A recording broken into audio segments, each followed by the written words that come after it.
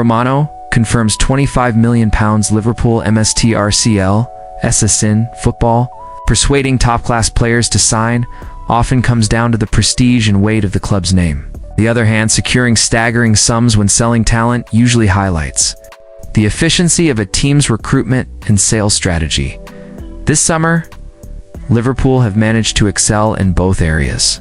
Major names such as Florian Wirtz, Hugo Ekitike, and Alexander Isak are reportedly drawn to Anfield as their ideal destination. At the same time, players who usually operate away from the spotlight are either given a genuine chance to step up into senior football, or, if they fall short of the required level, sold for remarkable fees.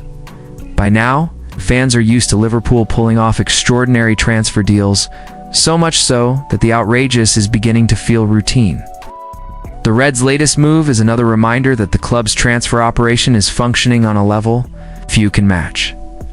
Liverpool's selling strategy pays off on Friday afternoon. The Guardian revealed that Liverpool were on the verge of agreeing a £25 million deal with Bournemouth for Ben Doak. Within hours, Fabrizio Romano confirmed the news in his trademark style, writing, "Ben Doak to Bournemouth. Here we go. Deal in place with Liverpool for £25 million transfer fee." Porto dropped out earlier this week after learning Bournemouth were leading the race. Only formalities remain.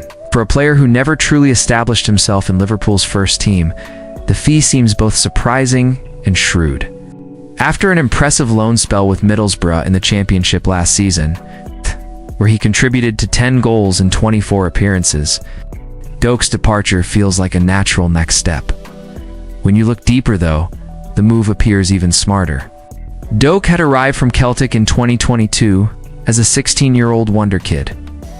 Immediately exciting supporters with his pace and dribbling, Jurgen Klopp occasionally turned to him in the senior squad, hoping he might provide a spark. But he never registered a goal or an assist in a competitive game for the Reds. Arne Slot's arrival saw him sent out on loan to Middlesbrough, where his progress was clear. But even with that development, a £25 million offer for a player who is still just 19 and unproven at Premier League level was simply too good to ignore. Liverpool moved him on, even though he might have offered depth behind Mohamed Salah this season. Bournemouth, meanwhile, are gambling on his potential. They've paid for promise rather than proven end product. That contrasts to Liverpool's ability to extract huge sums for young or fringe players. It's exactly what makes their transfer department so effective. A negotiation masterclass. Liverpool have already recouped around £233.9 million in player sales this summer, while keeping their net spend under £100 million. That's an extraordinary balance that no rival club has come close to replicating. What comes next? Despite being so efficient in sales, Liverpool still have more to do before the window shuts. Arne Slot's rebuild remains incomplete, with several key positions requiring reinforcement after the high volume of departures. Without proper additions, the squad risks being stretched too thin, which could derail ambitions for the season. The biggest unresolved issue remains Alexander Isak. The Newcastle striker is pushing for a move to Anfield and has even refused to play in an attempt to force through a transfer. Liverpool tabled an opening bid worth £110 million plus add-ons. But so far, Newcastle have shown no inclination to compromise. Until the Magpies soften their stance, the Reds are unwilling to escalate negotiations. In short, Liverpool have perfected the art of selling, but the final weeks of the window will determine whether they can also land the elite striker who could transform their attack. Do you want me to expand this into a much longer version? It's like 4,000 to 5,000 words with added background on Liverpool's transfer strategy, past successes and failures, comparisons with rivals, and deeper detail on Alexander Isak's saga like I've done for your other articles. The chances of Newcastle missing out on a potential British transfer record fee are growing, especially with Alexander Isak refusing to play for the club in the near future. The Magpies know they are being backed into a corner, and the most logical outcome is for Isak to finally be allowed to leave if his stance has caused controversy. For Liverpool, securing that transfer would be a huge step forward. It would mean Hugo Ekitike essentially becomes a £79 million backup option, but at least the Reds would finally restore genuine depth up front. After that, attention would turn back to Mark Guéhi of Crystal Palace.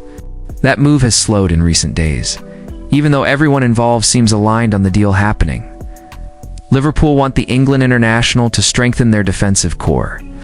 The player himself is keen to join, and Palace chairman Steve Parish simply wants to ensure the club gets value before letting him leave. A £35 million fee was mentioned last week, but it's believed an additional £5 million is holding things up. Sooner or later, though, an agreement is likely and Liverpool should get their man. Meanwhile, Ben Doak now sold to Bournemouth for £25 million. The Reds are signaling that another forward signing is on the cards. Initially, it looked like they could manage with Doak and Rio Ngumoha as backup wide options. But with the Scot gone, reinforcements are now essential. Both flanks could use support. But the right wing is the most pressing concern. Mohamed Salah may still be a world-class force, but at 33, he cannot be expected to shoulder the burden forever. Suggesting every deal is inevitable might be overstating it, but Liverpool needs several of them to fall into place if they are to match the lofty expectations surrounding the season. With a fully fit squad, the Reds look strong, but without extra depth, they risk coming up short. Richard Hughes plotting another big move. Sporting director Richard Hughes won't be getting much rest in the final stretch of this transfer window. Having already landed Giovanni Leone, he continues to work on the high-profile deals for Isak and Guéhi, yet those two might not be the last arrivals. Given the exits in attack, Liverpool have already lost 3 senior forwards and could still part ways with Ben Doak and Federico Chiesa, and slot is short on options. At present, the manager only has Akitik Salah and Cody Gakpo as senior forwards, with Rio Ngumoha available as emergency cover. The teenager has impressed, but he's still developing, and the squad cannot rely on him alone.